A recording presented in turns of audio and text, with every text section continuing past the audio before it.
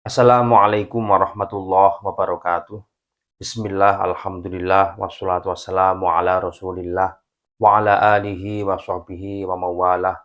Allahumma sholli ala Sayyidina Muhammad, wa ala ali Sayyidina Muhammad.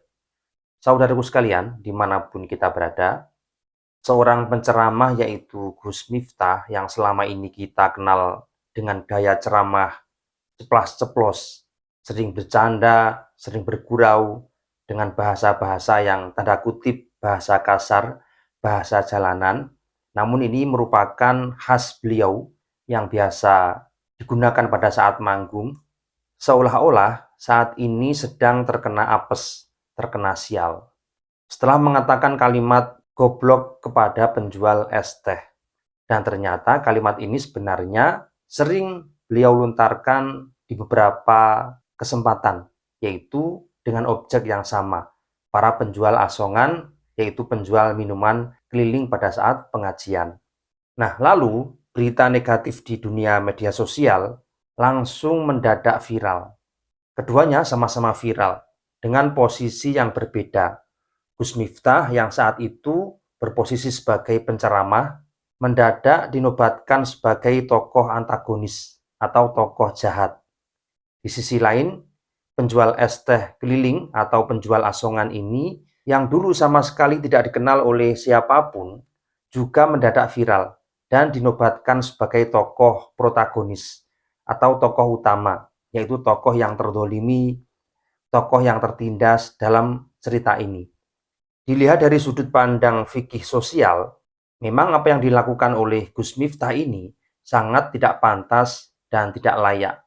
Karena pada saat itu Gus Miftah diposisikan sebagai public figure yang mana segala ucapan dan tindakannya selalu menjadi sorotan bagi orang lain, selalu menjadi pusat perhatian bagi masyarakat. Apalagi saat itu Gus Miftah sedang menjabat sebagai utusan khusus Presiden di bidang kerukunan beragama dan pembinaan sarana keagamaan. Walaupun saat ini Gus Miftah sudah mengundurkan diri dari jabatan itu. Memang seharusnya sikap Gus Miftah lebih elegan, yaitu seharusnya bisa mengayomi seluruh pihak dari semua agama yang ada, termasuk masyarakat dari berbagai latar belakang. Sebenarnya kita semua tahu bahwa latar belakang Gus Miftah ini adalah sebagai pamomong bagi komunitas jalanan, mulai dari kalangan wanita penghibur atau PSK, germo, preman, tukang becak, termasuk para pedagang asongan ini adalah bagian dari circle bagi Gus Miftah dalam kehidupan sehari-hari, khususnya pada saat beliau masih muda. Dan sampai hari ini pun sebetulnya Gus Miftah masih erat dengan iklim seperti ini, dengan circle seperti ini. Sehingga Gus Miftah sendiri sebenarnya juga menyatu dengan kultur mereka. Ini bisa kita buktikan dari rekaman-rekaman video beberapa tahun yang lalu saat ceramah. Misalnya kata bosok, goblok, monyet, yang sebenarnya kalimat-kalimat ini juga bagian dari dialektika teman-teman yang hidup di tengah-tengah kerasnya jalanan. Dari kalimat-kalimat dalam tanda kutip kotor ini justru sering dijadikan kata candaan sebagai simbol keakraban antara satu dengan yang lain.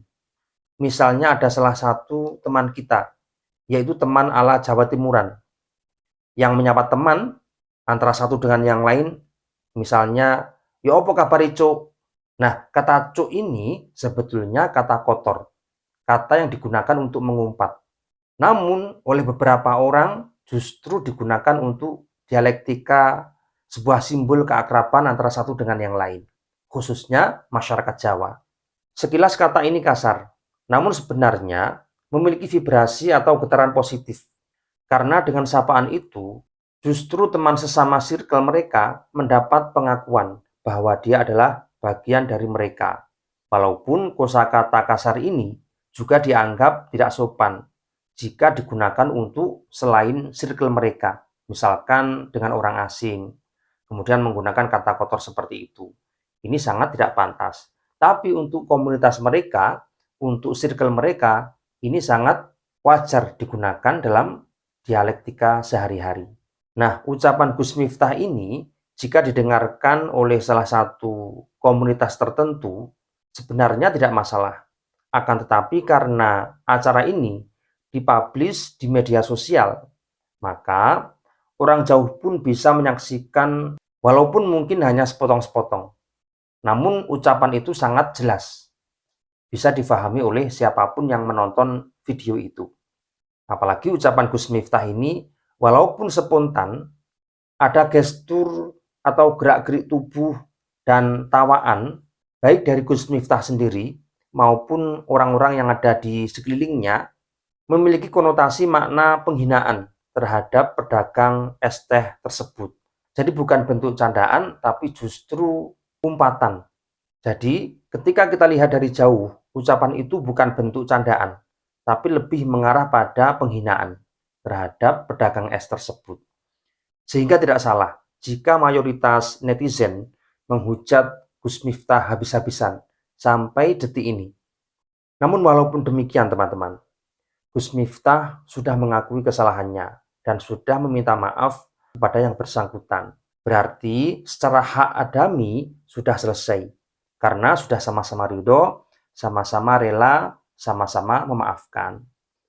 Saudaraku sekalian, terlepas dari kesalahan Gus Miftah dalam candaannya yang dinilai melukai hati seseorang, akan tetapi yang perlu kita garis bawahi adalah sisi sir atau rahasia yang terpendam dalam suatu hal yang tidak diketahui oleh satupun makhluk kecuali hanya Allah Subhanahu wa taala. Di situ ada skenario takdir Allah Subhanahu wa taala yang berjalan sangat cantik melalui algoritma alam semesta ini, di mana sesuatu sudah tertata begitu rapi dan indah. Perlu diketahui bahwa Allah Subhanahu wa taala adalah zat yang maha melihat, maha berbicara, maha kuasa, dan maha berkehendak. Akan tetapi, penglihatan Allah, pembicaraan Allah, kekuasaan Allah, dan kehendak Allah tidak sama dengan makhluk. Perilaku, ucapannya, semuanya berbeda dengan makhluk. Ketika Allah Subhanahu wa taala menghendaki sesuatu hal, maka Allah juga membuat skenario atau alur cerita untuk mewujudkan kehendak tersebut. Sebagai contoh, kemajuan peradaban yang kita alami saat ini, yang ada di muka bumi ini, berawal dari sebuah kesalahan yang dilakukan oleh Nabi Adam alaihissalam. Karena rumus alam itu tidak lepas dari hukum kausalitas atau hukum sebab akibat. Allah menciptakan Nabi Adam alaihissalam di surga. Dan di surga sendiri adalah tempat bagi orang-orang yang tidak bersalah. Maka di situ ada skenario. Nabi Adam alaihissalam melakukan kesalahan tanpa beliau sadari. Dan kondisi itu memaksa Nabi Adam alaihissalam keluar dari surga. Karena surga bukan lagi tempat bagi orang-orang yang bersalah atau orang-orang yang berdosa, termasuk Nabi Adam dan Ibunda Hawa. Sementara bumi ini butuh pengelola seperti Nabi Adam alaihissalam yang bisa berpikir dan berbicara. Berbeda dengan penghuni bumi ini sebelum adanya Nabi Adam, mereka tidak memiliki struktur fisik yang sempurna. Mungkin mereka memiliki nyawa, tapi tidak memiliki akal. Seperti binatang-binatang, dinosaurus, dan makhluk Banul Jan. Sehingga ketika mereka itu bertemu dengan sesama mereka, tidak mampu bekerja sama, tidak mampu berkomunikasi dengan baik. Sehingga saling memusnahkan antara satu dengan yang lain. Nah, Allah menciptakan Nabi Adam alaihissalam untuk mengelola bumi ini supaya menjadi pembeda antara makhluk-makhluk yang lain.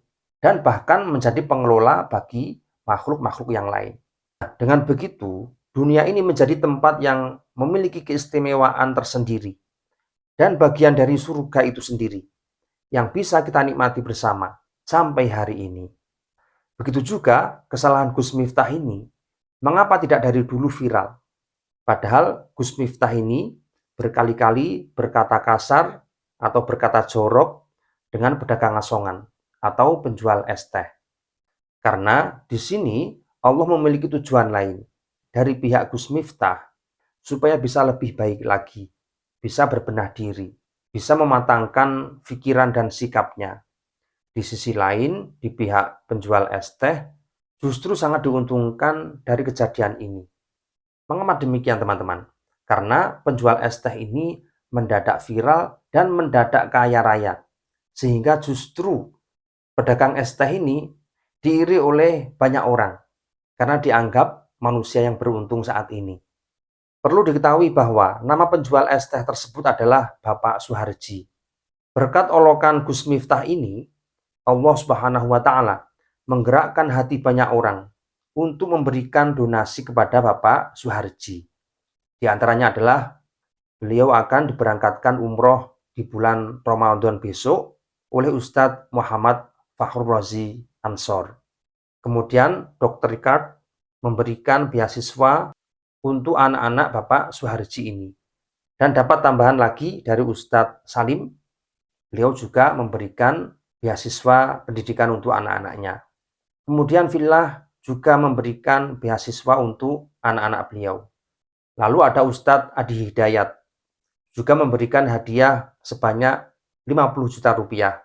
Kemudian beliau juga mendapatkan donasi dari Bulia Salim, yaitu sebanyak 100 juta rupiah. Lalu masih ada donasi dari netizen yang terkumpul yaitu sebanyak 67,8 juta rupiah. Lalu ada Iris Bella yang menyumbang sebanyak 10 juta rupiah. Kemudian ada Baby Z menyumbang sebanyak 10 juta rupiah. Dan ada Devi menyumbang sebanyak 7 juta rupiah. Dan insya Allah rezeki yang lain juga akan segera menyusul yang akan berdatangan untuk Bapak Suharji dan keluarganya ini. Yang mana rezeki ini tidak bisa diduga-duga sebelumnya, tidak terfikirkan sebelumnya. Saudaraku sekalian, jika Bapak Suharji mengandalkan dagangan es yang beliau tawarkan berkeliling setiap hari selama bertahun-tahun, seakan-akan mustahil mendapatkan uang sebanyak itu. Akan tetapi ketika berpijak pada rumus matematika yang disusun oleh Allah Subhanahu wa Ta'ala, tidak ada satupun yang mustahil. Kekayaan Bapak Suharji ini tidak ada satu minggu. Semua keajaiban-keajaiban itu berdatangan. Jadi saat ini tugas Bapak Suharji adalah bersyukur, bersabar, dan terus semangat bekerja. Sedangkan Gus Miftah sendiri waktunya berbenah diri karena beliau ini sudah di puncak popularitas, kekayaannya sudah terlalu banyak. Bahkan tarif Gus Miftah ini sangat tinggi dibandingkan dengan ustadz-ustadz yang lain. Dan sekarang waktunya berganti posisi, sesuai dengan rumus algoritma dari Allah Subhanahu wa Ta'ala. Karena di dunia ini sebetulnya tidak ada yang benar mutlak, juga tidak ada yang salah mutlak. Semua itu berjalan sesuai skenario dan beriringan juga bergantian. Yang sekarang baik, besok belum tentu baik. Yang sekarang jelek, mungkin besok belum tentu jelek. Dan seterusnya seperti itu. Dan bagi kita semua, wajib mengambil pelajaran dari kejadian ini. Baik dari sisi Gus Miftah, maupun dari sisi pedagang es teh keliling. Semoga bermanfaat. Wallahu a'lam bishawab. Assalamualaikum warahmatullahi wabarakatuh.